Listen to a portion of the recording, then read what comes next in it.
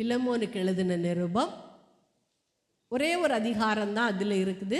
அதில் டோட்டல் ஒரு 25 வசனம் தான் அதில் இருக்கிறது. அதில் 11வது வசனத்தை நம்ம எல்லாரும் சேர்ந்தே வாசிக்கலாம். 11வது வசனம், முன்னே அவன் உமக்கு பிரயோஜனம் இல்லாதவன், இப்பொழுதோ உமக்கும் எனக்கும் பிரயோஜனம் உள்ளவன். ஒருக்க கூட சத்தமாக வாசிப்போமா? முன்னே அவன் உமக்கு பிரயோஜனம் இல்லாதவன், இப்பொழுதோ உமக்கும் எனக்கும் பிரயோஜனம் உள்ளவன். பரிசுத்த ஆவியானவர் இன்னைக்கு நம்மளை பார்த்து சொல்கிற ஒரு வார்த்தை அதுதான். முன்னே நீ யாருக்கும் பிரயோஜனம் இல்லை, ஸ்கூலில் டீச்சருக்கும் பிரயோஜனம் இல்லை, சர்ச்சுக்கும் பிரயோஜனம் இல்லை, எனக்கும் பிரயோஜனம் இல்லை. இன்னைக்கு நீங்கள் ரட்சிக்கப்பட்டு அபிஷேகம் பெற்று ஞானஸ்நானம் எடுத்து திருவிருந்தெடுத்து எல்லா ஆராதனைக்கு வர தொடங்கின பிறகு எனக்கு இவங்க பிரயோஜனமாக இருக்கிறாங்க. ஏன்னா அழிந்து போகிற ஆத்துமாக்களுக்காக இவங்க ஜெபிக்கிறாங்க. எனக்கும் பிரயோஜனமானவங்க, சபைக்கும் இவங்க பிரயோஜனமாக இருக்கிறாங்க. நிறைய புதிய குடும்பங்களை கூட்டிகிட்டு வராங்க, அழிந்து போகிற ஆத்துமாக்களுக்காக ஜெபிக்கிறாங்க, புருஷனுக்காக ஜெபிக்கிறாங்க, பிள்ளைகளுக்காக தரப்பில் நிற்கிறாங்க. இப்படி சபைக்கும் பிரயோஜனமாக இருக்கிறாங்க, எனக்கும் பிரயோஜனமாக இருக்கிறாங்க அப்படின்னு சொல்கிறார். இந்த பிலோமோன் நிருபம் எப்பொழுது எழுதப்பட்டது அப்படின்னா கிபி 60 இந்த பிலோமோன் நிருபம் எழுதப்பட்டது. பவுல் அப்போஸ்தலர் ரோம சிறைச்சாலையில் இருக்கும்போது 4 நிருபங்களை எழுதுகிறார்.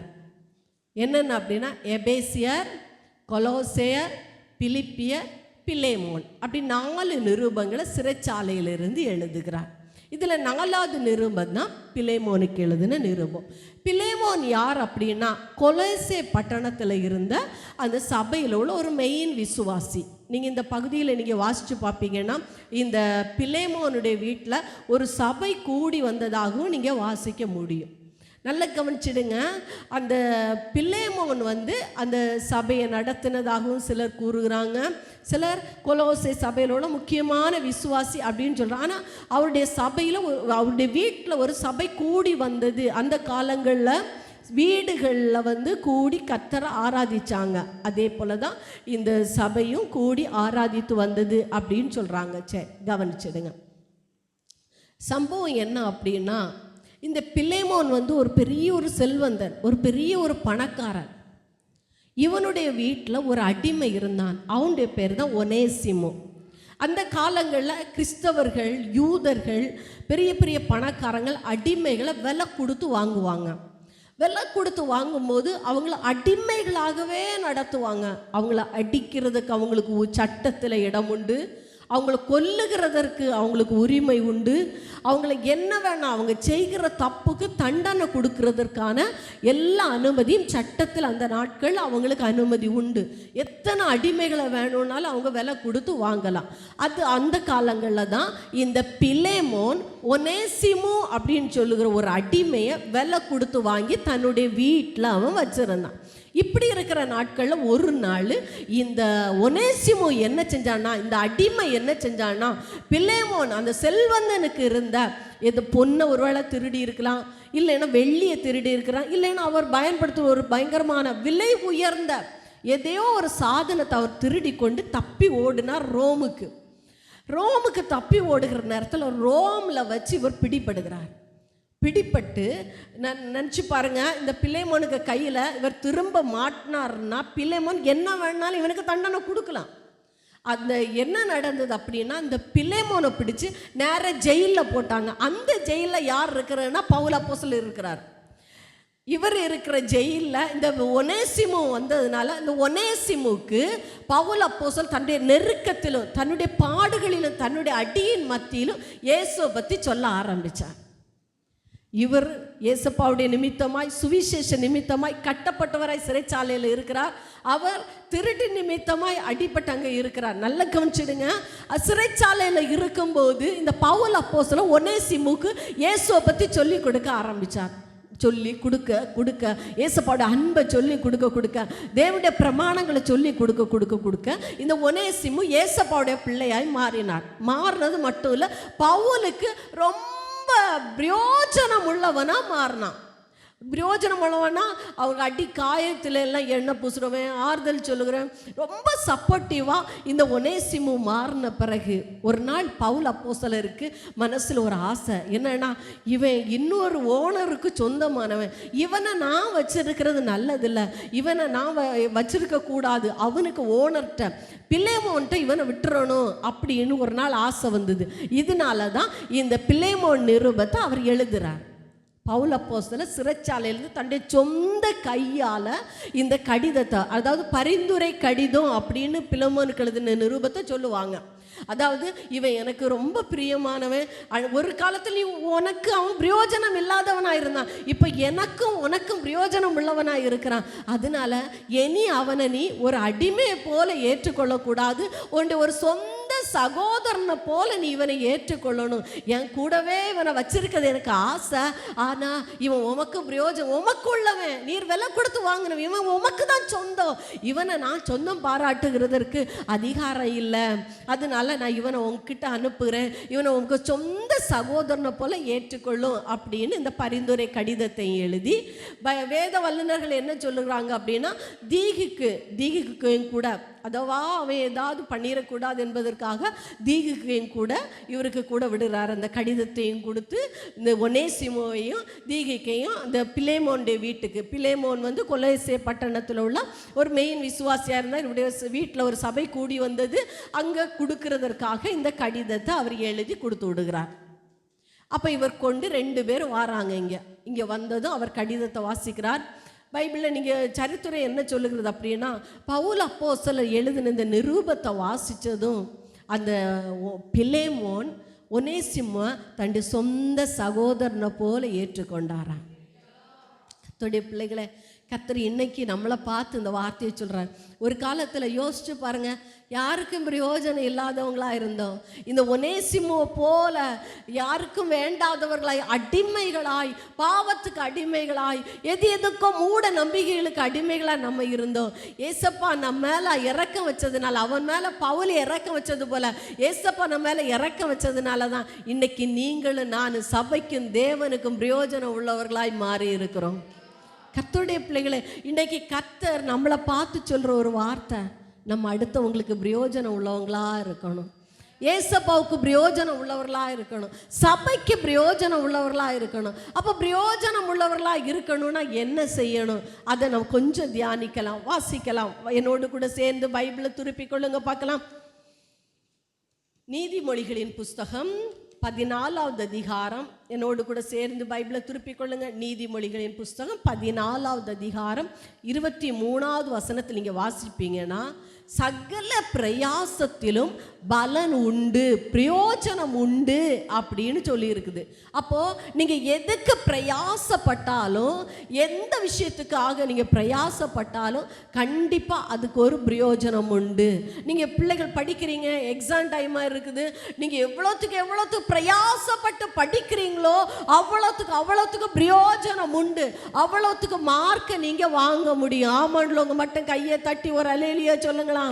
நீதிமொழிகளின் புஸ்தகத்தில் 31வது அதிகாரத்தில் 18வது வசனத்தில் வாசிச்சிங்கன்னா, ஒரு வியாபாரம் செஞ்சீங்கன்னா அதனால பிரயோஜனம் உண்டு.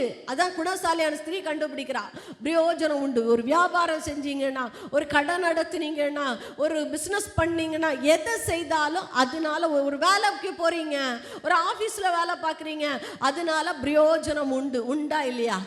ஆமாம், உண்டுன்னு மட்டும் கையை தூக்கி அல்லேலூயா. பிரசங்கியின் புஸ்தகத்தில் 7வது அதிகாரத்தில் நீங்கள் வாசித்து பார்க்கும்போது 11வது வசனத்தில் நீங்கள் வாசிப்பீங்கன்னா, சூரியனை காண்கிறதினால் நல்லா கவனிச்சுடுங்க, ஏசப்பாவை ஒவ்வொரு நாளும் நீங்கள் தரிசிக்கிறதுனால பிரயோஜனம் உண்டு. கர்த்தருடைய பிள்ளைகளை, சிலர் கேட்குறாங்க, யோபுல வாசிக்கும் போது வாசிக்கலாம், ஜெபிக்கிறதுனால என்ன பிரயோஜனம் உண்டுன்னு ஒரு கூட்டம் கேட்குறாங்க.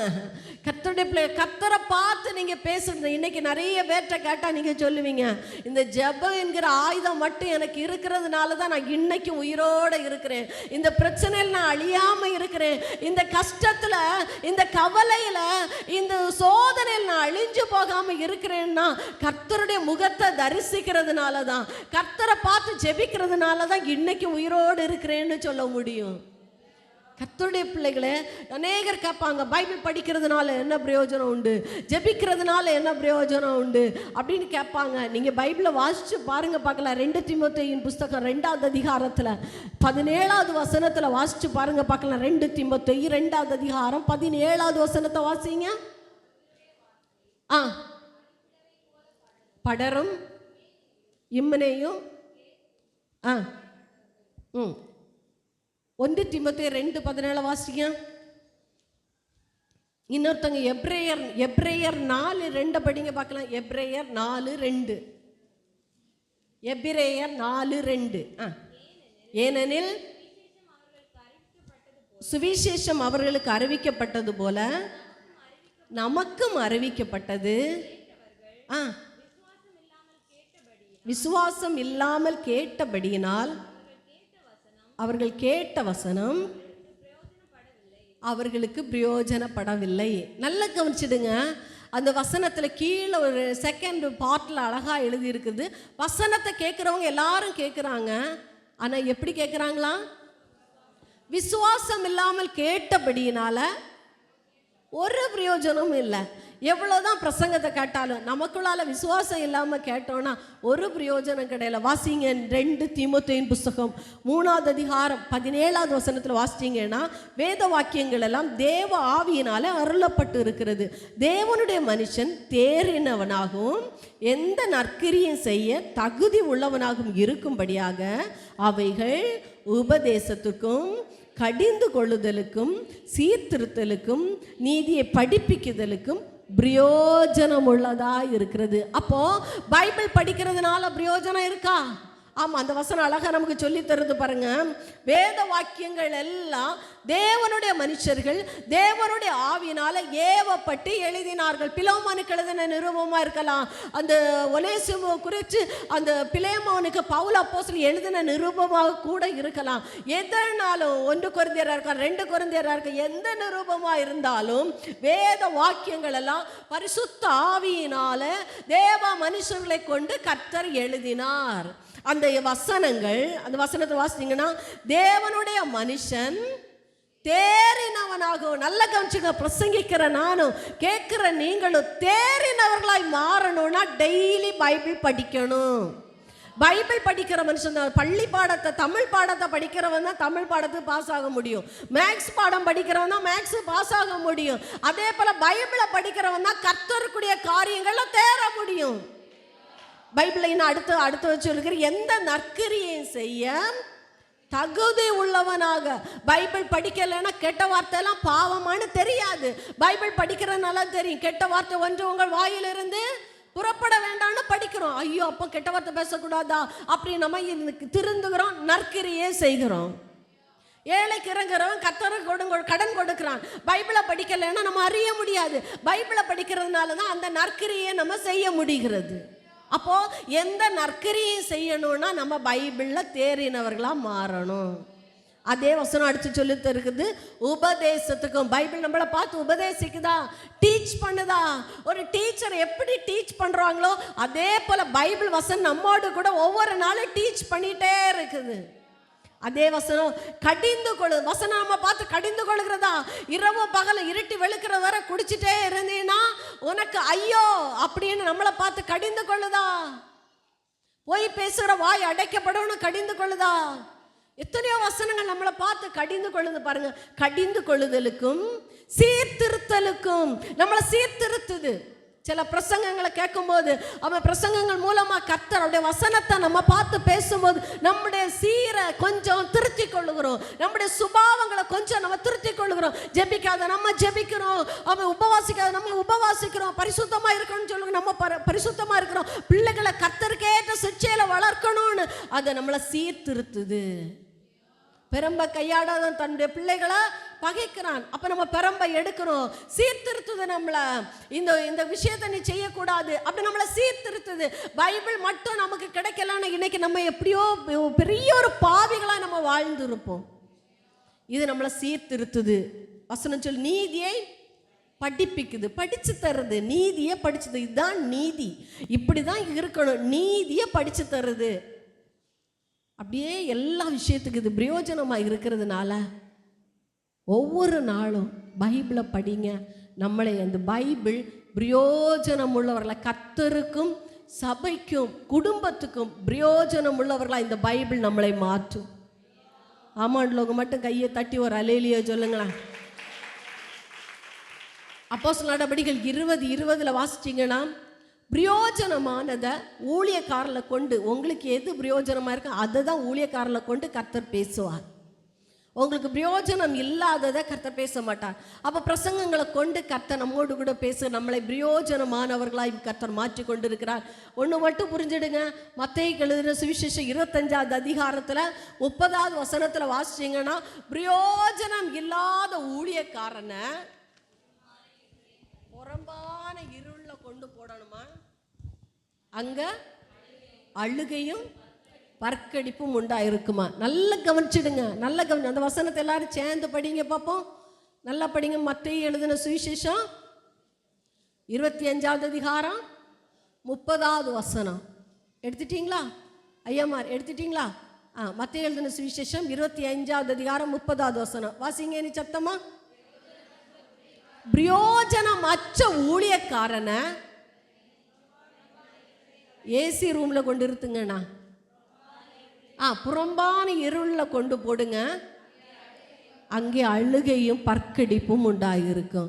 அப்போ நீங்களும் நானும் கேட்கிற, நீங்களும் பிரசங்கிக்கிற நானும் கர்த்தருக்கு பிரயோஜனம் இல்லாதவர்களாக இருந்தோன்னா, சபைக்கு பிரயோஜனம் இல்லாதவர்களாக இருந்தோன்னா, கர்த்தர் ஒரு வார்த்தையை சொல்றார், பிரயோஜனம் இல்லாத இந்த ஊழியக்காரனை, இந்த விசுவாசிய கையையும் காலையும் கட்டி புறம்பான இருள கொண்டு போடுங்க, அங்கே என்ன இருக்குமா, அழுகையும் பற்கடிப்பும் இருக்குமா. அப்போ நீங்களும் நானும் இந்த ஒனேசிமுவை போல, ஒனேசிமு எப்படி பவுல் அப்போஸ்தலருக்கும் பிலேமோனுக்கும் பிரயோஜனம் உள்ளவனா இருந்தானோ, அதே போல இந்த ஒனேசிமுடைய ஸ்தானத்தில் கர்த்தர் நம்மளை வச்சிருக்கிறார். இன்னைக்கு நம்ம கேட்குறேன்னா, நீங்க எல்லாருமே கர்த்தருக்கும் சபைக்கும் பிரயோஜனம் உள்ளவர்களா இருக்க விரும்புகிறவங்க மட்டும் நல்ல கையை தட்டி ஒரு அல்லேலூயா. சரி, அப்போ பிரயோஜனம் உள்ளவர்களாக நம்ம மாறணும்னா ஒரே ஒரு காரியத்தை தான் ஏசப்பா நம்மகிட்ட இன்றைக்கி சொல்கிறார். பிலேமோன் புஸ்தகத்தை கொண்டு நீங்களும் நானும் கர்த்தருக்கும் சபைக்கும் பிரயோஜனம் உள்ளவர்களாக இருக்கணும்னு விரும்புகிறார்.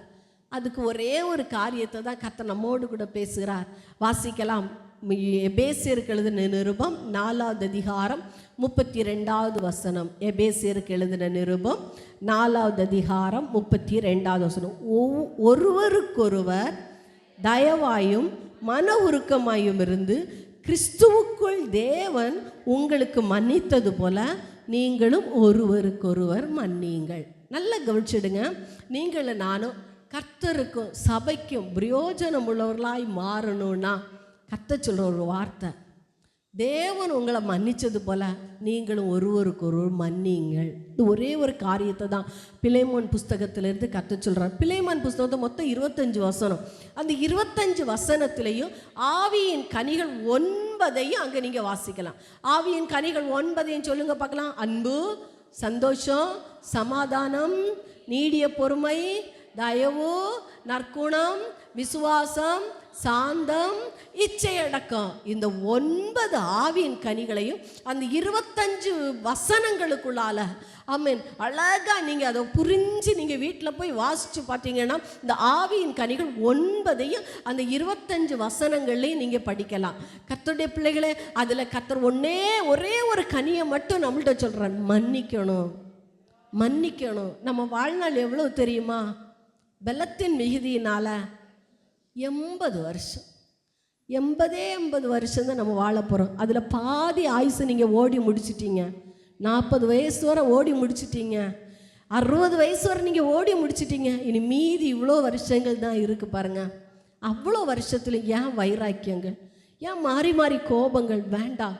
கர்த்தருடைய பிள்ளைகளை, நம்ம வாழ போகிற நாட்கள் ஒரு நிழலை போல உள்ள ஒரு வாழ்க்கை தான். ஒரு பூவை போல, காலையில் பூ மலருது, சாயங்காலம் கேட்டால் அவர் இறந்துட்டாரு. எப்படி இறந்தார்? அவர் அட்டாக்கில் இறந்துட்டாரு. இதுதான் மனுஷ வாழ்க்கை. அழகா சூப்பராக மேக்கப் பண்ணிட்டு திரிவாங்க. அவங்கள 2 நாளாக வெளியே காணலே, அவங்களுக்கு கேன்சர், பிளட் கேன்சர் அப்படின்னு சொல்லுவாங்க.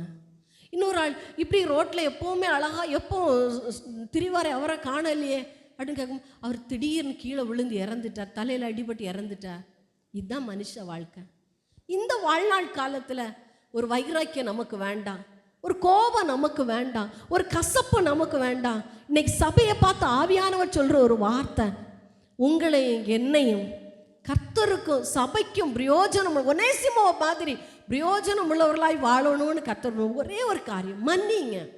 மருமக தானே ஒரு வார்த்தையை சொல்லிட்டாங்க, மன்னிச்சிருங்க. உங்கள் பிள்ளைகள் தானே ஒரு வார்த்தையை சொன்னாங்க, மன்னிச்சிருங்க. உங்கள் புருஷன் தானே ஒரு வார்த்தையை சொல்லிட்டாங்க, ஏன் உங்களால் மன்னிக்க முடியலை? உங்கள் தம்பி தானே ஒரு வார்த்தையை சொன்னாங்க, ஏன் உங்களால் மன்னிக்க முடியலை?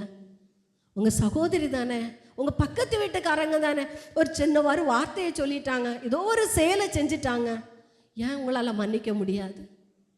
கடந்த நாட்களில் ஒரு கதையை நான் கேட்டேன்.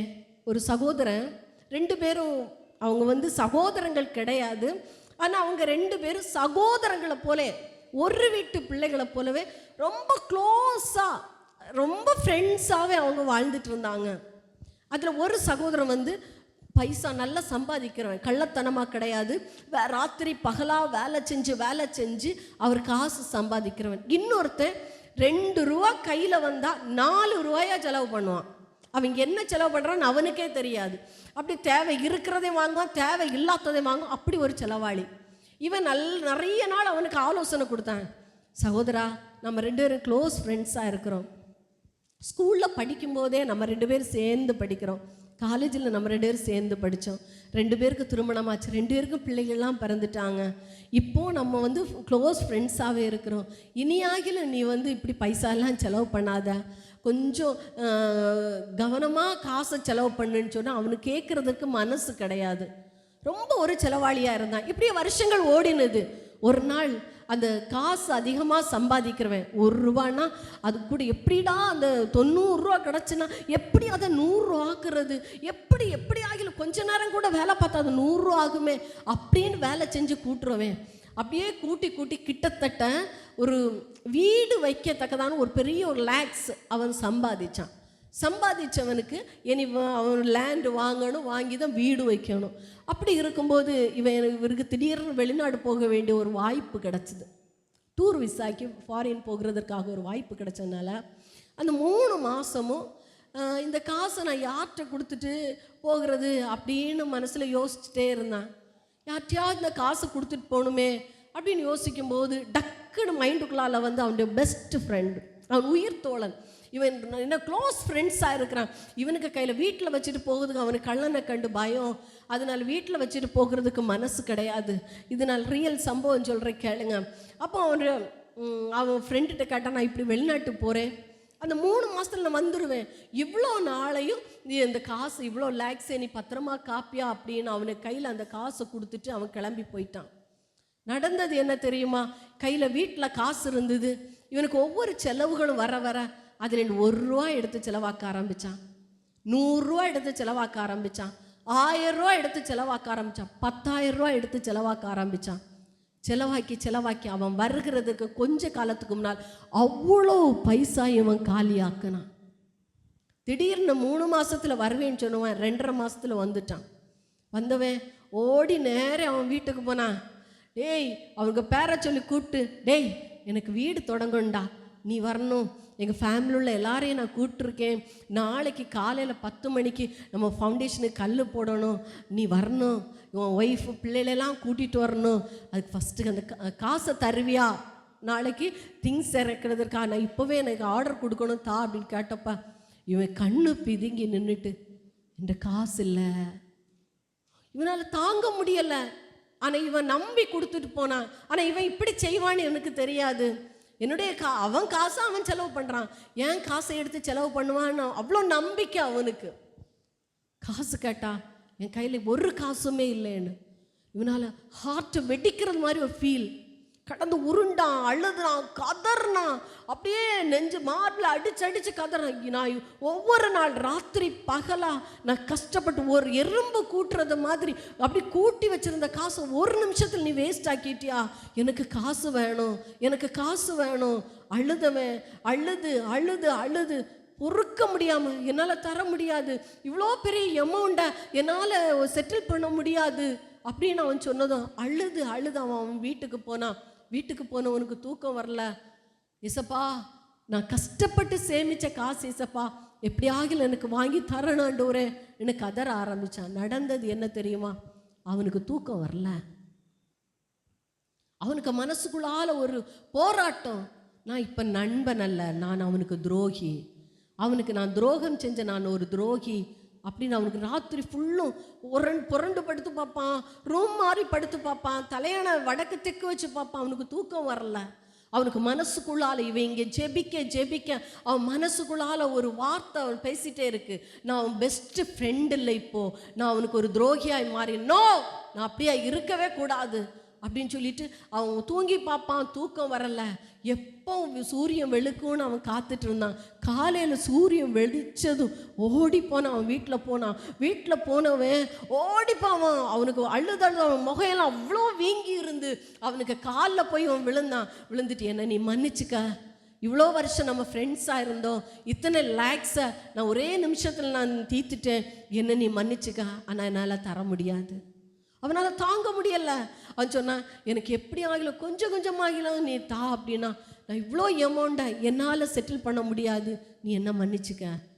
இவனுக்கு மன்னிக்கிறதுக்கு மனசே முடியலை, யாராலையும் முடியாது, மன்னிக்கிறதுக்கு மனசு இல்லை. இவன் திரும்ப திரும்ப காலை விடவே இல்லை, இறுக்கி கெட்டி வச்சுட்டு கம்மந்து கிடந்துட்டு அழுதுட்டு என்னை எப்படியாவது நீ மன்னிச்சிரு, என்னை எப்படியாவது மன்னிச்சிரு, ஆனால் நம்ம ஃப்ரெண்ட்ஷிப்பை மட்டும் கொலையக்கூடாது. நம்ம இதுவரை எப்படி ஃப்ரெண்ட்ஸாக இருந்தோமோ அதே போல் இன்னும் நம்ம ஃப்ரெண்ட்ஸாக இருக்கணும். இதுக்கு இந்த பைசா ஒரு காரணமாக இருக்கு. என்னை மன்னிச்சிரு, என்னை மன்னிச்சிரு, நான் உனக்கு பிரயோஜனம் உள்ளவனா நான் மாறுவேன்னு சொன்னான். மாறுவியா? ஆமாம், நான் உனக்கு பிரயோஜனம் உள்ளவனாய் மாறுவேன். அவன் கடந்து போனான். ராத்திரி பகலாக வேலை செய்ய ஆரம்பித்தான். எப்படி ஆகிலும் என்னுடைய நண்பனுடைய காசை நான் கொடுக்கணும்னு பிரயாசப்பட ஆரம்பித்தான். கிட்டத்தட்ட சின்ன ஒரு வருஷத்துக்குள்ளால் அவ்வளோ அமௌண்ட்டை அவன் செட்டில் பண்ணான். அவங்க ஃப்ரெண்ட்ஷிப் நீடித்தது. கவனிங்க, ஒரே ஒரு சின்ன ஒரு மன்னிப்பு நட்பை புதுப்பிக்கிறது பாருங்க. ஒரு சின்ன ஒரு மன்னிப்பு கேட்குற ஒரு சுபாவம் நமக்கு இருக்குமானால் நம்மளை ஏசப்பா ஆசீர்வதிப்பார். உண்மை பாருங்க. கண்டிப்பாக நம்ம யார் என்ன தப்பு செஞ்சாலும், ஒருவேளை இதே போல் வேணும்னே உங்களுக்கு துரோகம் பண்ணவங்களா கூட இருக்கலாம், நீங்கள் மன்னிச்சிங்கன்னா ஏசப்பா நிச்சயம் மன்னிக்கிறவனை கர்த்தர் ஆசீர்வதிக்கிறவன். இந்த ஒனேசிமுவை எப்படி அந்த பிலேமோன் மன்னிக்கிறான் பாருங்க. யாருமே அதை மன்னிக்க மாட்டாங்க. அவனுடைய விலையுயர்ந்த ஒரு சாதனத்தை திருடிட்டு போனவனை அவன் மன்னிக்க முடியுமா? யோசித்து பாருங்க. திரும்ப அவன் ரிட்டர்ன் கொடுக்கல, ஆனால் கூட அவன் மன்னிக்கிறான். மன்னிச்சு சொந்த சகோதரனை ஏற்றுக்கொள்ளுகிறான்.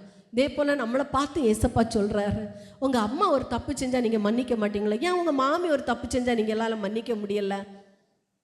ப்ளீஸ், இன்னைக்கு ஏசப்பா நம்மளை பார்த்து முகமுகமாக பேசுகிறது மாதிரி நம்மளை பார்த்து பேசுகிறாரு. சின்ன சின்ன மனுஷன் தானே, அவங்க தேவ தூதர்கள் கிடையாது, மனுஷர்கள்னா சின்ன சின்ன தப்புகள் பண்ணுவாங்க. மன்னிங்க. சபையை பார்த்து கற்று, ஒருவேளை இந்த சர்ச்சுக்குள்ளே கூட நீங்கள் மாறி மாறி பேசாதவங்க இருக்கலாம். இன்னைக்கு கூட்டம் முடிஞ்சோன்னா சாரி என்ன மன்னிச்சு வசனம் சொல்கிற மன்னிப்பு கேட்குறதுக்கு முந்தி கொள்ளுங்க. ஏசாயா 55வது அதிகாரத்தில் நீங்கள் வாசிப்பீங்கன்னா, ஏசாயா 55வது அதிகாரம் 7வது வசனத்தில் நீங்கள் வாசிப்பீங்கன்னா, துன்மார்க்கன் தன் வழியையும் அக்கிரமக்காரன் தன் நினைவுகளை விட்டு கர்த்தரிடத்தில் திரும்ப கடவன், அவர் மன்னிக்கிறதற்கு தயை பெருத்த தேவனாயிருக்கிறார். துன்மார்க்கன் தன் வழியை விட்டும், அக்கிரமக்காரன் இந்த அக்கிரம நினைவுகளை விட்டு கர்த்தரிடத்தில் திரும்பும்போது அவர் மன்னிக்கிறதற்கு தயை பெருத்த தேவனாயிருக்கிறார். கர்த்தருடைய பிள்ளைகளே, மன்னிப்பு கேட்கறதுக்கு முந்தி கொள்ளுங்க. புருஷன் ஒரு தப்பு செஞ்சாங்களா, அதை மனசுக்குள்ளே ஒதுக்கி போடாதீங்க. இந்த யானையோடைய சுபாவம் நமக்கு வேண்டாம் பாருங்க. இந்த யானை தான் ஒரு கசப்பு இருந்ததுன்னா அவங்கள பார்க்கும்போதெல்லாம் அப்படி காரி துப்புறது, சீறி பார்க்கறது வேண்டாம் பாருங்க, வேண்டாம். நம்ம தேவ பிள்ளைகள். ஒரு விசை கூட வாசிக்கலாம். மத்தேயு எழுதின சுவிசேஷம் 18வது அதிகாரம் 35வது வசனம். நீங்களும் அவன் தன் சகோதரன் செய்த தப்பிதங்களை மனப்பூர்வமாய் மன்னியாமற் போனால் என் பரமபிதாவும் உங்களுக்கு அப்படியே செய்வார். நம்ம செஞ்ச பாவத்தை மட்டும் ஏசப்பா மன்னிக்கணும், நம்ம அடுத்தவங்களை மன்னிக்க மாட்டோம். யோசித்து பாருங்க. பைபிளில் ஒரு சம்பவம் இருக்குது, மத்தேயிலே தான் இருக்குது. மத்தேயு எழுதின சுவிசேஷம் 18வது அதிகாரத்தில் 27வது வசனம் முதல் 32வது வசனம் வரையிலும் நீங்கள் வாசித்து பார்ப்பீங்கன்னா அங்கே ஒரு ஓமையை ஏசப்பா சொல்கிறார். அதுக்கு முந்தின வசனம் தான் சொல்கிறது, ஏசப்பா ஒருத்தன் தப்பு செஞ்சான்னா நான் எத்தனை முறை மன்னிக்கணும் அப்படின்னு. கர்த்தர் சொல்லுவார், ஒரு நாளில் 70 தடவை, 7 × 7, ஒரு நாள் 420 தடவை ஒருத்தன் தப்பு செஞ்சுட்டு சாரி தெரியாமல் செஞ்சுட்டேன் என்னை மன்னிச்சுக்கன்னு மன்னிப்பு கேட்டால் மன்னிப்பு கொடுக்கணுமா? நம்ம என்ன சொல்லுவோம், ஒரு கமெண்ட் சாரி, 2வது தடவை. எத்தனை தடவை நான் மன்னிக்கிறது? திரும்ப திரும்ப இந்த தப்பை செஞ்சால் நான் ஒன்றும் மன்னிக்க மாட்டேன், ஒரு வார்த்தையில் முடிச்சிரும். ஆனால் ஏசப்பா சொல்கிறாரு, ஒரு நாள் 24 மணி நேரத்தில் 420 தடவை மன்னிக்கணும் அப்படின்னு சொல்கிறார். 490 முறை மன்னிக்கணும்னு கர்த்தர் சொல்கிறார் ஒரு நாள். அப்படி நம்ம பிள்ளைகள் பெரியவங்கெல்லாம் தப்பு செய்யலை, தப்பு செய்கிறதுக்கு லைசன்ஸ் கொடுக்கல, தப்பு செய்யக்கூடாது. தெரியாமல் ஏதாவது தப்பிதங்கள் வந்து மன்னிப்பு கேட்கணும். அல்லேலூயா. புருஷன்ட்டு ஒரு சாரி கேட்குறதுல தப்பே கிடையாது. சரி, இந்த இதில் ஒரு ஓமையை சொல்கிறாரு. என்ன ஓமையை சொல்கிறாருன்னா, ஒரு ராஜா இருந்தான். அந்த ராஜா வந்து ஒரு நாள் தன்னுடைய கணக்குகளை எல்லாம் சரி பார்க்குறதற்காக வருகிறான். வரும்போது சொல்கிறான், எனக்கு கணக்குகளை எல்லாம் என்னுடைய ராஜ்யத்தில் வருகிற அந்த கணக்குகளை எல்லாம் நான் சரி பார்க்க வேண்டி இருக்கிறது அப்படின்னு கணக்கு செக்ஷனுக்கு போகிறாரு. கணக்குகளை எடுத்து பார்க்குறாரு. பார்க்கும்போது ஒரு மனுஷன் இந்த ராஜாட்ட 10,000 தாலந்து கடன் படுகிறான். அவனை கூட்டி கொண்டு விடுறான். ராஜாவே, இவன் வந்து உமக்கு 10,000 தாலந்து தரணும் அப்படின்னு. உடனே வந்து அவனை பார்த்து ராஜா கேட்குறாரு, இத்தனை நாள் தாரேன், இதுக்குள்ளாடி நீ வந்து பட்ட கடனை வந்து நீ தீர்க்கணும். உனக்கு தீர்க்க நிர்வாகம் இல்லை அப்படின்னா உன் மனைவி, உன் பிள்ளைகள், உனக்கு இருக்கிற சொத்து, உனக்கு என்னென்ன இருக்குதோ எல்லாத்தையும் விற்றுட்டு இந்த கடன் நீ செட்டில் பண்ணிக்க அப்படின்னு சொல்லுவார். உடனே இவன் சொல்கிறான், ஐயோ என் பெண்டாட்டியை விற்கிறதற்கா, என் பிள்ளைகளை விற்கிறதற்கா, என் சொத்தையெல்லாம் விற்கிறதற்கா, அதெல்லாம் முடியாது ராஜாவே அப்படின்னு அவருடைய காலில் விழுந்துருவான். காலில் விழுந்து ராஜாக்கு காலை கட்டி பிடிச்சிட்டு, ராஜாவை எப்படியாவது இந்த கடனை எனக்கு டிஸ்கவுண்ட் பண்ணிடுங்க, எனக்கு மன்னிச்சிருங்க அப்படின்னு கேட்கும்போது ராஜா அவனை பார்க்குறாரு, பரிதாபமாக பார்த்துட்டு சொல்கிறாரு, சரி நான் உன்னை மன்னிச்சு விடுகிறேன், நீ இது எனக்கு 10,000 தாலந்து இது வந்து கடனை வந்து நீ செலுத்தண்டாம் அப்படின்னு சொன்னதும் இவன் சந்தோஷம், இவனுக்கு பயங்கர சந்தோஷம். இனி மனைவியை விற்கண்டாம், பிள்ளைகளை விற்கண்டாம், சொத்து எதையும் விற்கண்டாம். அப்படி அவன் சந்தோஷமாக போயிட்டே இருக்கும்போது இவன்கிட்ட ஜஸ்ட் 100 வெள்ளிக்காசு ஒருத்தன் கடன் வாங்குறவன் எதிர்படுகிறான். பார்த்த உடனே இவன் ஓடி போய், இவனுக்கு ராஜா எவ்வளோ கடனை மன்னிச்சாரு? 10,000 தாலந்து இவனுக்கு மன்னிச்சிருக்கிறார். இவன் ஜஸ்ட் 100 வெள்ளிக்காசு ஒருத்தன் இவன்கிட்ட கடன்படுறான். அவன் ஓடி போய் அந்த பைபிளில் அந்த மேட்டரை நீங்கள் வாசிப்பீங்கன்னா அவனுக்கு தொண்டையை நெரித்து, எடுத்தவங்க மைக்கில் வாசிங்க, அவன் தொண்டையை நெரித்து, அடுத்து அவனை பிடிச்சு தொண்டையை நெரிச்சு நீ பட்ட கடனை எனக்கு கொடுத்து தீர்க்க வேண்டும் என்றார். அப்பொழுது அவனுடைய உடன் வேலைக்காரன் அவன் காலிலே விழுந்து, என்னிடத்தில் பொறுமையாயிரும். அவன் இவனுக்கு உடன் வேலைக்காரனாக உடனே அவன் இவனுக்கு காலில் விழுந்து, என்னிடத்தில் பொறுமையாயிரும் என்று கொஞ்சம் பொறுமையாயிரு, எல்லாவற்றையும் உமக்கு கொடுத்து தீர்க்கிறேன். தரமாட்டேன்னு அவன் சொல்லல, நான் 1-2 பைசா வேணும்னா எந்த எவிடன்ஸ் இருக்குது அப்படியெல்லாம் எதுவுமே அவன் கேட்கல. அவன் என்ன சொல்கிறான்னா, கொஞ்சம் பொறுமையாயிரும், எல்லாவற்றையும் உமக்கு கொடுத்து, ஆமாம் நான் பாதி தருவேன்னு சொல்லலை, அதில் நான் பாதி தாரேன், 1/4 பங்கு தாரேன், வட்டியை மட்டும் தாரேன், முதல்ல மட்டும் தாரேன் அப்படியெல்லாம் சொல்லலை. பாருங்க, முழு தொகையையும் உமக்கு கொடுத்து தீர்க்கிறேன் என்று அவனை வேண்டிக் கொண்டானா. அவனோ சம்மதியாமல் போய் அவன் பட்ட கடனை கொடுத்து தீர்க்கிறது வரையிலும் அவனை காவல்ல போடும். ஜெயிலில் கிடந்தா இவன் இவ்வளவு அமௌண்ட் அவனால சம்பாதிச்சு கொடுக்க முடியுமா? இவனை தூக்கி ஜெயிலில் போடுறான். யோசித்து பாருங்க. உடனே தான் இதை ஒருத்தன் பார்த்துட்டு நிற்கிறான். ராஜாக்கு அரண்மனையில் வேலை செய்கிற ஒருத்தன் பார்த்துட்டு இருக்கிறான். இவனுக்கு இது சகிக்கலை. ஐயோ, இவனுக்கு நேற்றுக்கு தானே ராஜா வந்து 10,000 தாலந்து மன்னிச்சு விட்டாரு, மனைவி பிள்ளைகளை சொத்துக்களை விற்றா கூட அவனால் அவ்வளோ செட்டில் பண்ண முடியாது, அதை மன்னிச்சு விட்டாரு. இவனுக்கு ஜஸ்ட் ஒரு 100 வெள்ளி காசை மட்டும் இவனால் மன்னிக்க முடியல. போய் ராஜாட்ட சொல்லி கொடுத்துருவான். ராஜாவை இப்படியாக்கும், நேற்றுக்கு ஒரு மனுஷனுக்கு இப்படி நீங்கள் மன்னிச்சு விட்டீங்களா, அவனுக்கு உடன் வேலைக்காரனுக்கு இப்படியாக்கும் செஞ்சான், அவனுக்கு தொண்டையெல்லாம் நெரிச்சு இப்படி சிறைச்சாலில் போட்டான். உடனே ராஜாக்கு ரொம்ப கோபம் வந்துச்சு. வந்த உடனே கையும் மெய்மா தூக்கிட்டு வாங்கன்னு சொல்லி அவனை உபாதிக்கிறவர்களுடைய கையில் அவனை ஒப்பு கொடுத்தாரான். லிசன், கர்த்தர் நம்மளை பார்த்து அதான் சொல்லுவோம், உனக்கு எத்தனை பாவத்தை, வாலிபத்தில் நீ செஞ்ச பாவத்தை நான் மன்னிச்சேன், நீ சின்ன வயசில் செஞ்ச பாவத்தை நான் மன்னிச்சேன், நீ திருமணமான ஒரு மனைவிக்கு தெரியாமல் செஞ்ச பாவத்தை நான் மன்னிச்சேன், ஆனால் நீ மட்டும் மன்னிக்காமல் இருக்கிற அப்படின்னு கர்த்தர் துக்கப்படுகிறார். நம்மளை பிரயோஜனம் உள்ளவர்களாய் மாற்றவே கர்த்தர் நம்மளை பார்த்து மன்னிங்கன்னு சொல்கிறார். மன்னிப்பு கேட்டால் என்ன பிரயோஜனம்னு யோசிக்கிறீங்களா? வாசிங்க, நிறைய பிளஸ்ஸிங் இருக்குது. மன்னிப்பு கேட்கறதுனால, நம்ம மன்னிக்கிறதுனால, நம்முடைய பாவங்கள் மன்னிக்கப்படுகிறதுனால நிறைய ஆசீர்வாதங்களை கத்த வச்சிருக்கிற நாளை மட்டும் நான் உங்களுக்கு அடையாளம் காட்டி தர விரும்புகிறேன். என்னோடு கூட சேர்ந்தே நீங்கள் பைபிளை திருப்பி கொள்ளுங்க பார்க்கலாம். 1 சாமுவேலின் புஸ்தகம் 25வது அதிகாரம் 28வது வசனத்தை எடுத்தவங்க வாசிங்க, சத்தமா படிங்க. படிங்க. மன்னியும் போதும். அந்த வசனத்தில் வாசிச்சு பார்த்தீங்கன்னு சொன்னீங்கன்னா, நம்முடைய பாவங்களை நீ மன்னிப்பு கேட்பீங்கன்னா, பிள்ளைகள் தான் குட்டி குட்டி தப்பை செய்வீங்க, செஞ்சுட்டு போய் டீச்சர்கிட்டயா மன்னிப்பு கேளுங்க, அம்மாட்டையா தைரியமாக மன்னிப்பு கேளுங்க, அப்பாட்டையா சாரி அப்பா தெரியாமல் நான் பேசிட்டேன், இந்த வார்த்தை அம்மாவை பேசிட்டேன், அப்பாட்ட பேசிட்டேன், மன்னிப்பு கேளுங்க. நிச்சயம் அந்த வசனம் சொல்லுகிறது, நிலையான வீட்டை கர்த்தர் அவனு கட்டுவாரான். அவன் வாடகை வீட்டில் இருக்க மாட்டான், வீடு அலைய மாட்டான், அலைஞ்சு தெரிய மாட்டான், அவனுக்கு நிலையான சமாதானமான ஒரு வீட்டை அவனுக்கு கட்டுவாரான். இன்னைக்கு நீங்கள் பைபிளில் வாசிச்சு பார்த்தீங்கன்னா 103ஆம் சங்கீதத்தில் வாசிச்சிங்கன்னா, நிறைய வியாதிகளுக்கு காரணமே பாவம். நிறைய வியாதிகளுக்கு காரணமே பாவத்தை மன்னிக்காது இருக்கிறது, மன்னிப்பு கேட்காம இருக்கிறது.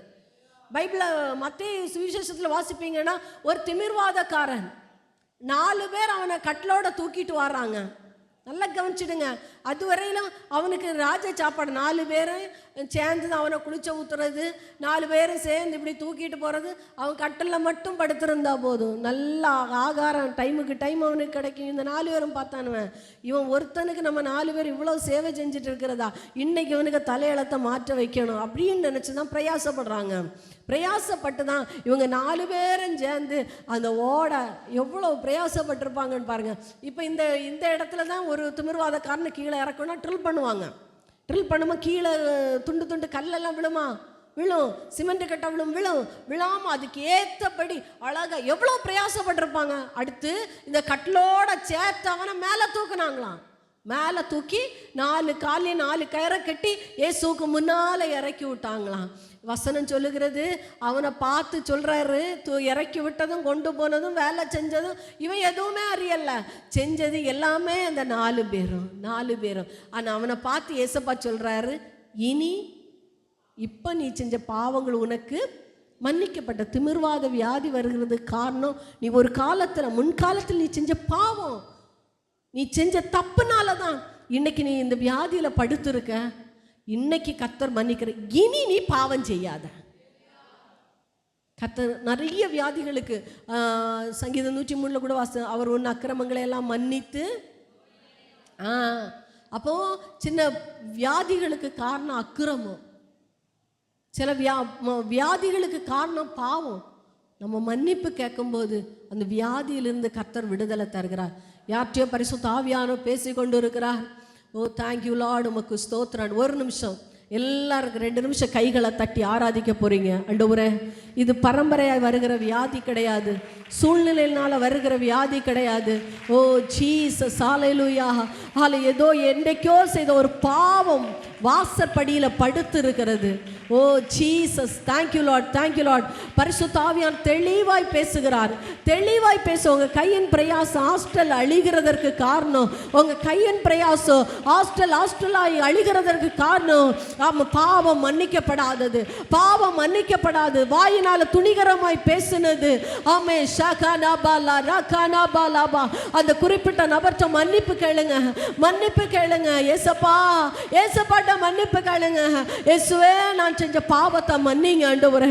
ஹல்லேலூயா ஹல்லேலூயா ஹல்லே. அநேக கேள்விகள் நீங்க கேட்டுட்டே இருக்கிறீங்க. நான் ஏன் ஏசப்பா இப்படி ஹாஸ்பிட்டல் அழிஞ்சிட்டு இருக்கிறேன், இப்படி ஏன் ஏசப்பா வியாதியை நான் கஷ்டப்படுகிறேன் கேட்டுட்டே இருக்கிறீங்க. கர்த்தருடைய ஆவியானவர் பாவத்தை உணர்த்தி கொண்டிருக்கிறார். பாவத்தின் சம்பளம் மரணம், பாவம் செய்கிற ஆத்துமா சாகு. ஓ ரபா லகரபா. பாவம் வாசற்படியில படுத்திருக்கும். பாவம் மண்ணோடு ஒட்டி கொண்டிருக்கிறது. பாவம் எலும்புகளுக்குள்ள அடைக்கப்பட்டு இருக்கிறது. ஆமென் ஆமென். இயேசுவின் ரத்தம் ஜெயம். இயேசு கிறிஸ்துவின் ரத்தம் உங்க பாவங்களை மன்னிக்கிறது. இயேசு கிறிஸ்துவின் ரத்தம் உங்க வியாதியிலிருந்து விடுதலை தருகிறது. இயேசு கிறிஸ்துவின் ரத்தம் சகல பாவங்களை நீக்கி உங்களை சுத்திகரிக்கிறது. நல்ல கையை தட்டி ஷகா டபாலபா ஓரபாலா கியாலபா ஒரு விடுதலை. ஆமென் ஆமென் ஆமென் ஆமென். இயேசுவே இன்றைக்கு ஒப்பு கொடுங்க, ஒப்பு கொடுங்க. இயேசப்பா அது சண்டை நேரத்தில் தெரியாம நான் அப்படி பேசிட்டேன் ஆண்டவரே. அந்த கோபத்துல மூர்க்கத்துல எதையோ வாயில உளறிட்டேன் இயேசப்பா, நான் மன்னிச்சிருங்க. தண்டிச்சிடாதீங்க தண்டிச்சிடாதீங்க ஆண்டவரே. 3 நாளா மன்னிப்பு கேட்காத பாவத்தை கர்த்தர் 3 4 தலைமுறை மட்டும் விசாரிக்கிறார். மன்னிக்கிற பாவத்தை அவர் தம்முடைய முதுகுக்கு பின்னால தூக்கி எறிகிறார். கடலின் ஆழத்துல கர்த்தர் போட்டு விடுகிறார். இனி போய் அந்த பாவத்தை எடுக்க முடியாது. மன்னிக்கப்பட்ட பாவத்தை இனி எடுக்க முடியாது. அவர் மன்னித்து மறக்கிற தேவன். ஷகனா போலோர் யாலபா ரிகடலர் யாக்கரபா ஷக்கரபலபா. இயேசுவே உமக்கு நன்றி. தண்டனை வேண்டாம். 3 4 தலைமுறை மட்டும் விசாரிக்கிற ஒரு தண்டனை வேண்டாம். இன்னைக்கு மன்னிப்பு கேட்கறதுக்கு முந்தை கொள்ளுங்க, மன்னிப்பு கொடுக்கிறதுக்கு முந்தை கொள்ளுங்க. வைராக்கியம் வேண்டாம் வேண்டாம் வேண்டாம் வேண்டாம். ஷாகானா போரியாலபா ரிஷாகானா பாரியாலபா. ஏன் நீங்க இப்படி பாவத்துல வியாதியில கஷ்டப்படணும்? ஒரு மன்னிப்பு கேளுங்களா. ஹல்லேலூயா. இயேசுவே உமக்கு நன்றி. பரிசுத்தரே உமக்கு நன்றி. நன்றி ஏசப்பா. ஒரு நிமிஷம் நல்ல கையை தட்டி ஏசப்பா என்னிடத்துல ஆண்டவரே மன்னிக்கப்படாத பாவங்கள் இருக்கும் இப்போ எனக்கு சொல்லி தாங்க ஏசப்பா. நான் மன்னிப்பு கேட்க ஆயத்தமாக இருக்கிறேன் ஆண்டவர், ஆயத்தமாக இருக்கிறேன். ஒரு நிமிஷம் கையை தட்டி ஏசப்பாட்ட கேளுங்க பார்க்கலாம். ஏசப்பா தலைமுறைகள் தண்டிக்கப்படக்கூடாது. நான் செஞ்ச தப்புனால என் பிள்ளைகள் தண்டிக்கப்படக்கூடாது. பெற்றோர் செய்த தப்புனால தலைமுறைகள் தண்டிக்கப்படக்கூடாது. மன்னிக்கிறதற்கு தயப்பெருத்த தேவன், மன்னிக்கிறதற்கு தயப்பெருத்த தேவன். ஹல்லேலூயா நகரபா ஓ ரியாலபா. தேவ பிரசன்னத்தை உணர்கிறேன். கர்த்தருடைய மகிமை சபையை நிரப்பி கொண்டு இருக்கிறது. கர்த்தருடைய மகிமை நம்மை நிரப்பி கொண்டு இருக்கிறது. கர்த்தருடைய மகிமை நம்மை நிரப்பி கொண்டு இருக்கிறது. கர்த்தருடைய மகிமை நம்மை நிரப்பி கொண்டு இருக்கிறது. Thank you lord, thank you lord, thank you lord. ஆஷா கானா கியாலபரபலபா ஷியாலபரபா. Thank you lord. உமக்கு நன்றி ஏசப்பா, நன்றி ஏசப்பா. நம்முடைய பாவங்களை ஏசப்பா கடலின் ஆழத்தை பசிபிக் ஓஷனுக்கு கீழே கர்த்தர் போட்டு விட்டதற்காக கையை தட்டி ஸ்தோத்திரம் சொல்லுங்களாம். மன்னிப்பு கேட்குற ஒரு சுபாவத்தை ஏசப்பா நமக்குள்ளால தந்ததற்காக கையை தட்டி ஸ்தோத்திரம் சொல்லுவோமே. ஸ்தோத்திரம் ஏசப்பா உமக்கு நன்றி. உண்மை சொல்கிறேன். ஒரு சகோதரி அவங்களுக்கு குழந்தை பிறந்தா ஃபஸ்ட்டு பொம்பளை பிள்ளை, 2வது பிறந்ததும் பொம்பளை பிள்ளை. அப்போ அந்த பிள்ளை ஓயாமல் அழுதுகிட்டே இருக்கும். அதாவது என்ன பாட்டு பாடினாலும் அந்த பிள்ளை அழுக நிறுத்தாது. பால் கொடுத்தா அழுக நிறுத்தாது, அந்த போனிசம் கொடுத்தா அழுக நிறுத்தாது. ஹாஸ்பிட்டலில் போய் பார்த்தா ஒரு வியாதியும் இல்லை, ஆனால் அந்த பிள்ளை அழுதுகிட்டே இருக்கும். 24 மணிக்கு சத்தம் போட்டு மூச்சு விடாமல் அது அழுதுகிட்டே இருக்கும். ஹாஸ்பிட்டலில் போனால் வியாதி இல்லைன்னு சொல்கிறாங்க, கொடுக்க உள்ளதெல்லாம் கொடுத்து பார்க்குறாங்க. என்ன செஞ்சாலும் அது அந்த அழுகையை நிறுத்தலை. கடைசியில் ஒரு நாள் பாஸ்டர்கிட்ட ஜெபம் பண்ண கொண்டு வந்தப்போ பாஸ்டர் ஒரு வார்த்தை, பக்கத்தில் நானும் உண்டு, பாஸ்டர் ஒரே ஒரு வார்த்தை கேட்டாங்க. என்னன்னா, 2வது பொம்பளை பிள்ளை அப்படின்னு நீங்கள் மனசில் திட்டுனீங்களா, மனசில் என்ன சொல்ல மனஸ்தாபப்பட்டீங்களா, 2வது பொம்பளை பிள்ளை எனக்கு தந்துட்டாரு அப்படின்னு சொல்லிட்டு நீங்கள் புலம்புனீங்க. அவங்க உண்மையை ஒத்துக்கொண்டாங்க பாருங்கள். ஆமாம் பாஸ்டர், ஆமாம் நான் நல்ல புலம்புனேன். ஏசப்பாக்கு ஒரு ஆம்பளை பிள்ளை தரவிடாதா, ஏன் இப்போ 2வது ஒரு பெண்ணை தந்தார், நான் எப்படி இதோட காப்பாற்றுவேன், புருஷன் வேற குடிக்காரேன் அப்படின்னு நான் புலம்புனேன். அப்படி அவங்க உண்மையை ஒத்துக்கொண்டாங்க, மன்னிப்பு கேட்டாங்க. சாரி ஏசப்பா, என்னை மன்னிச்சிருங்க, நான் கேட்டது உண்மை. அன்னைக்கு அந்த நிமிஷம் இந்த இடத்துல வச்சு அந்த பிள்ளை கரைச்சியை நிறுத்துச்சு. இன்னைக்கு நல்லா இருக்கிறாங்க. நமக்கு தெரியாது இந்த தப்புனால தான் நம்ம தண்டிக்கப்படுறோன்னு தெரியாது. பைபிளில் லேவியராகமத்தில் புஸ்தகத்தில் வாசிச்சிங்கன்னா எப்போ பாவ நிவாரண பலி, எப்படி பாவ நிவாரண பலி கொடுப்பாங்க அப்படின்னா வாசிக்கலாம். லேவியருக்கு எழுதின நிருபம் 4வது அதிகாரம், நிறைய பகுதிகள் இருக்குது. 4வது அதிகாரம் 26வது வசனத்தில் எடுத்து வாசித்து பாருங்கள். லேவியருக்கு எழுதின நிருபம் 4வது அதிகாரம் 26வது வசனத்தில் வாசிச்சிங்கன்னா பாவம் எப்போ நிவர்த்தி ஆகும் அப்படின்னா அந்த மிருகத்துக்கு கொழுப்பு முழுவதையும் தீயில எரிக்கணுமா. நல்லா கவனிச்சிடுங்க. நான் ஒரு பாவம் செஞ்சேன்னா ஒரு ஆட்டையோ ஒரு மாட்டையோ கொண்டு வருவாங்க. கொண்டு வரும்போது பாவம் செஞ்சவன் அதுக்கு தலைக்கு மேலே கையை வச்சு தனக்கு எல்லா பாவத்தையும் அந்த பாவம் அறியாத ஆட்டுக்கு மேலே சுமத்துவான். நான் இன்ன பாவம் செஞ்சேன், வாயினால் இந்த பாவம் செஞ்சேன், சிந்தையினால் இந்த பாவம் செஞ்சேன், செயல்னால் இந்த பாவம் செஞ்சேன் அப்படின்னு எல்லா பாவத்தையும் அந்த பாவம் அறியாத ஆட்டுக்கு மேலே சுமத்துவான். சுமத்துனதும் அந்த ஆசாரியன் என்ன செய்வான் தெரியுமா? அந்த ஆடை கொன்று அவனுக்காக, எவனோ ஒருத்தன் செஞ்ச பாவத்துக்காக பாவம் அறியாத ஆடு பலியாகிறது. இயேசு கிறிஸ்து நமக்காக ஒரே தரம் பலியானார். நம்முடைய பாவங்களுக்காக அவர் பலியானார். அந்த ஆட்டுக்கு மேலே பலியை செலுத்தி அவன் கொன்றுவான். கொன்னுட்டு வசனம் சொல்லுங்க, அவனுக்கு பாவம் அத்திரி நிவர்த்தி ஆகணும்னா என்ன செய்யணும்? அந்த ஆட்டுக்குள்ளால எவ்வளவு கொழுப்பு இருக்கோ அவ்வளவு கொழுப்பையும் ஒரு ஒரு ஒரு ஸ்பூன் அளவு கொழுப்பு கூட அவன் திரும்ப எடுக்கக்கூடாது. அவ்வளவு கொழுப்பையும் பலிபீடத்தின் மேலே எரிகிற தீயில மொத்தம் எரிக்கணுமா. அவ்வளோத்தையும் உருக்குனாதான் அவனுக்கு பாவம் அவனுக்கு மன்னிக்கப்படும். அப்போ நம்ம உள்ளம் உடைக்கப்படணும். சிலவங்களுக்கு எவ்வளோ பெரிய தப்புகளை செஞ்சால் அது தப்பு மாதிரியே தெரியாது. ஆமாம், இதெல்லாம் பாவமா, இதெல்லாம் பாவமா அப்படின்னு கேட்பாங்க. கர்த்தருடைய ஆவியானவர் இது தப்புன்னு உணர்த்துறாருன்னா, யார்கிட்டோ பேசுறது, தேவையில்லாமல் டைமை ஸ்பெண்ட் பண்ணுறது தப்புன்னு உணர்த்துறாருன்னா மன்னிப்பு கேட்கும்போது அவர் மன்னிக்கிறதுக்கு அவர் தயை பெருத்த தேவனாக இருக்கிறார். சரி, நம்ம மன்னிப்பு கேட்கும்போது கர்த்தர் நிலையான வீட்டை கட்டுகிறார். 2வது வாசிக்கலாம். 1 ராஜாக்களின் புஸ்தகம் 8வது அதிகாரம் 36வது வசனத்தில் வாசிச்சு பாருங்க, பார்க்கலாம். பரலோகத்தில் இருக்கிற தேவரீர் கேட்டு உமது அடியாரும் உமது ஜனமாகிய இஸ்ரவேலும் செய்த பாவத்தை மன்னித்து அவர்கள் நடக்க வேண்டிய நல்வழி அவர்களுக்கு போதித்து. மன்னிச்சுட்டு அப்படியே விட மாட்டார். அடுத்து எப்படி நல்ல வழியில நடக்கணும் நமக்கு சொல்லி தருவார். பாவத்தை மன்னிச்ச உடனே இனி முடிஞ்சது, எல்லா கொழுப்பையும் தீயில போட்டு எரிச்சாச்சு, இனி நீ போயிடலான்னுலாம் விட மாட்டார். அடுத்தும் பிராயச்சித்தம் இருக்குது. அடுத்து அதுக்கு ரத்தத்தை எடுத்து கைக்கு பெருவிரல், காலுக்கு பெருவிரல் எல்லாத்துலேயும் பூசணும். அவனுக்கு காதுக்கு மடல், காதுக்கு பின்னால எல்லாம் பூசணும். அப்படி நிறைய பிரமாணம் இருக்குது. அந்த வழிகளை எல்லாம் கர்த்தர் நமக்கு போதித்து தருவார். தேவரீர் உமது ஜனத்திற்கு சுதந்திரமாய் கொடுத்த உமது தேசத்தில் மழை பெய்ய கட்டளையிடுவீராக. ஆமென். கர்த்தர் சொல்ற ஒரு வார்த்தை தான். உங்க வாழ்க்கையில ஆசீர்வாத மழை பெய்யணும்னா நீங்க மன்னிப்பு கேட்கறதுக்கு முந்தி கொள்ளணும். ஒரு ஆள் மன்னிப்பு, சாரி என்னை மன்னிச்சுக்கன்னு கேட்டால் மன்னிக்கிறதற்கு உள்ள ஒரு இருதயம் உங்களுக்கு வேணும். அப்போதான் உங்கள் வீட்டுக்குள்ளால ஆசீர்வாதம் மழை பெய்யும். அப்போ உங்கள் வாழ்க்கையில் ஆசீர்வாதம் இல்லைன்னா யோசித்து பாருங்கள். என்னைக்கோ செஞ்ச ஒரு தப்பு அங்கே இருக்குது. என்னைக்கோ நீங்கள் மன்னிக்காத ஒரு பாவம் பின்னால் இருக்குது. அந்த பாவம் இருந்துட்டு நீங்கள் ஆசீர்வதிக்கப்பட முடியாமல் தடை பண்ணிகிட்டே இருக்குது. கர்த்தர் உங்களை நீங்கள் உங்கள் ப்ரேயரை பார்த்து உங்களை ஆசீர்வதிக்கணும்னு வருவார். சாத்தான் பின்னால் இருந்து சொன்னாங்க, ஏசப்பா இவ்வளோ ஆசீர்வதிக்கப்படாது, இங்கே பாருங்க மன்னிக்கப்படாத பாவம்னா சாக்கு மூட்டையில் கெட்டி வச்சிருக்கு பாருங்க அப்படின்னு காட்டும்போது உங்களை ஆசீர்வதிக்கிற கர்த்தர், ஆசீர்வதிக்க வருகிற கர்த்தர் அப்படியே பின்னால் போவார். திரும்பவும் நீங்கள் அப்படியே அழுது உபவாசம் ஜெபிக்குமோ ஏசப்பா ஆசீர்வதிக்கணும்னு அவருக்கு கையை இப்படி உங்கள் தலைக்கு மேலே வைக்க வருவார்.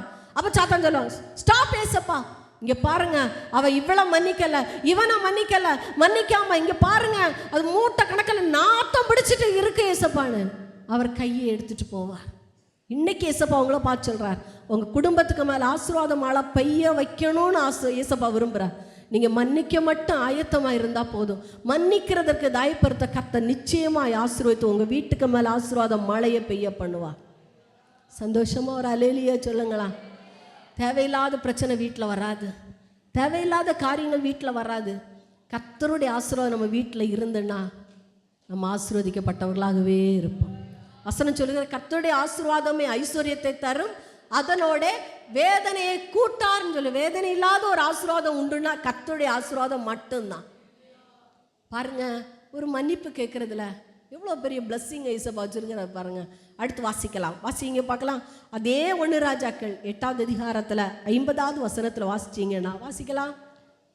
உம்முடைய ஜனங்கள் உமக்கு விரோதமாக செய்த பாவத்தையும் அவர்கள் உம்முடைய கட்டளைகளை மீறி அவர்கள் துரோகங்களையும் எல்லாம் மன்னித்து அவர்களை சிறைப்பிடித்து கொண்டு போகிறவர்கள் அவர்களுக்கு இறங்கத்தக்கதாக இரக்கத்தை அவர்களுக்கு கிடைக்க பண்ணுவீராக. இறக்கம் கிடைக்கும் பாருங்க.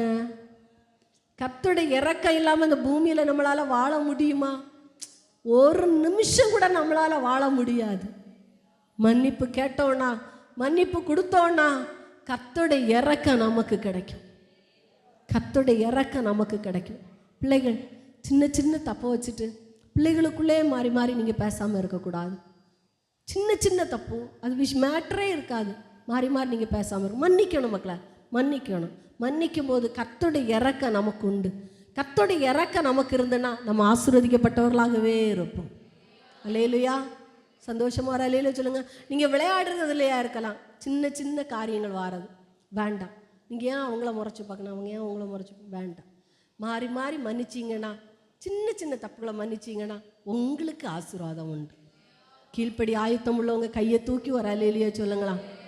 சந்தோஷமாக தான் ஒரு அல்லேலூயா சொல்லுங்களாம். எவ்வளோ கர்த்தருடைய இறக்கம் இல்லாமல் இந்த பூமியில் வாழ முடியுமா? வாழ முடியுமா? யோசித்து பாருங்க, வாழ முடியுமா? மன்னிப்பு கொடுக்கும்போது மன்னிக்க தயப்பெருத்த தேவன் நம்மளை மன்னிச்சு அவருடைய இறக்கத்தை நமக்கு கட்டளை எடுக்கிறார். கர்த்தருடைய இறக்கம் எனக்கு வேணும் உள்ளவங்க மட்டும் கையை தட்டி ஒரு அல்லேலூயா சொல்லுங்களேன். ஆமாம்.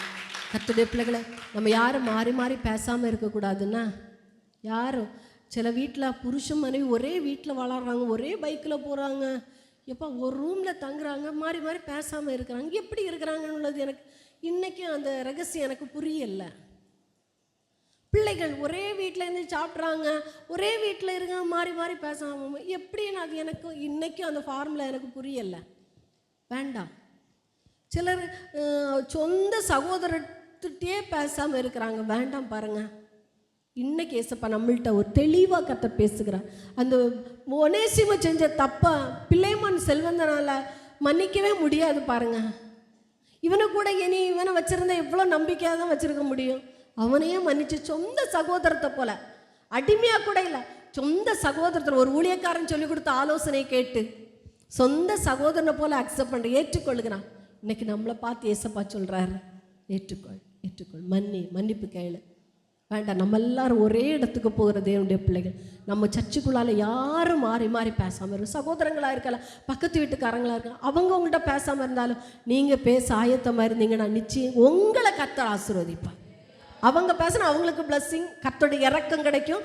நீங்கள் பேசினா உங்களுக்கு கர்த்தருடைய இறக்கம் கிடைக்கும். ஒருவேளை அவங்களுக்கு துரோகம் செஞ்சவங்களா கூட இருக்கலாம். நீங்கள் மன்னிச்சு பேச ஆயத்தமாக இருந்தீங்கன்னா நிச்சயம் ஏசப்பாங்க ஒரு ஏதோ ஒரு பிளஸ்ஸிங் ஆசீர்வாதத்தை இந்த 21 days ஃபாஸ்டிங் ப்ரேயரில் ஏசப்பா உங்களுக்கு தரணும்னு விரும்புகிறார்.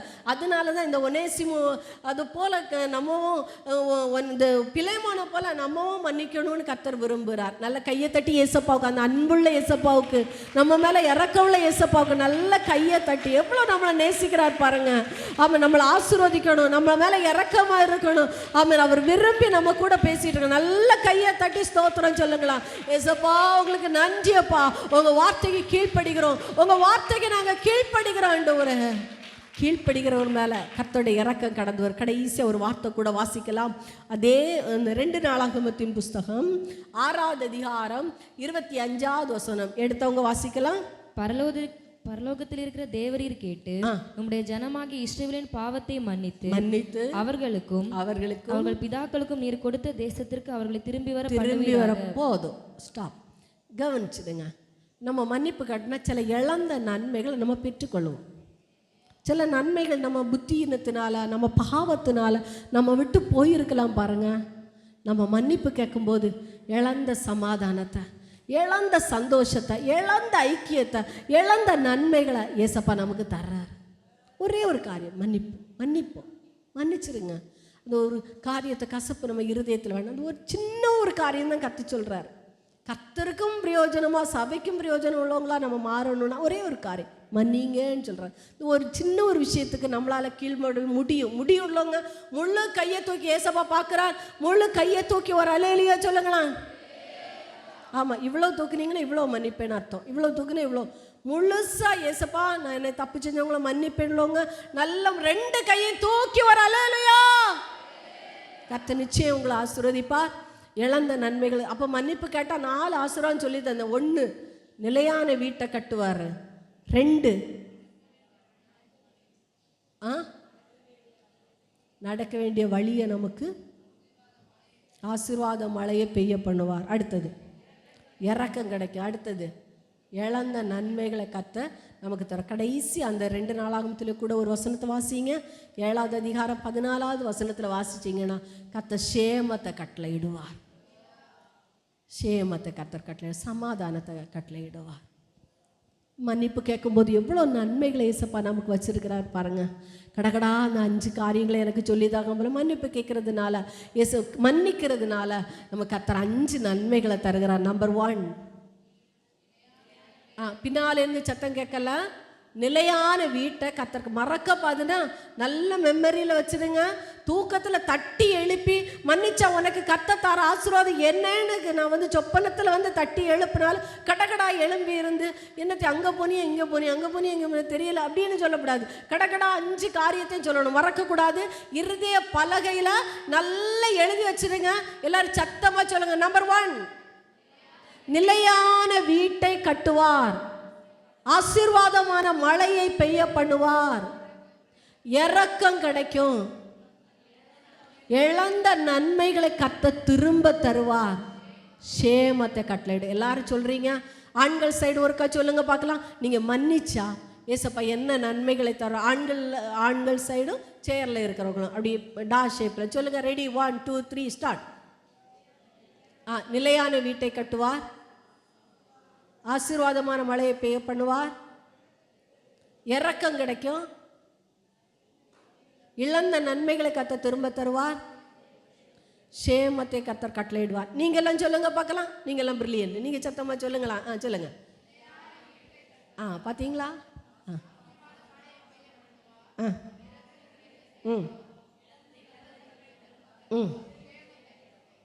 ஆமா, அதனால தான் சங்கீதக்காரன் 25வது சங்கீதம் 11 சொல்லுவார், கர்த்தாவே என் அக்கிரமங்கள் மிகவும் பெரியது, உம்முடைய நாமத்து நிமித்தம் அதை மன்னித்தருளும்னு மன்னிப்பு கேட்குறார். இன்னும் நீதி சங்கீதத்தில் வாடிங்க. 32வது சங்கீதம் 5வது வசனத்தில், தேவரீர் என் பாவத்தின் தோஷத்தை மன்னித்தீர். பாவத்தின் தோஷத்தை மன்னித்தீர். இன்னைக்கு ஏசப்பா நம்முடைய பாவங்களை மன்னிக்கிறார். இந்த 5 நன்மைகளை ஏசப்பா நமக்கு தரப்போகிறார். ஆமாம், இந்த 5 நன்மை எனக்கு வேணும், நான் மன்னிக்கிறதுக்கும் மன்னிப்பு கொடுக்கிறதுக்கும் நான் ஆயத்தமாக இருக்கிறேன் உள்ளவங்க மட்டும் இருக்கிற இடத்துல எழும்பி நிற்கலாம். ஹல்லேலூயா, ஹல்லேலூயா.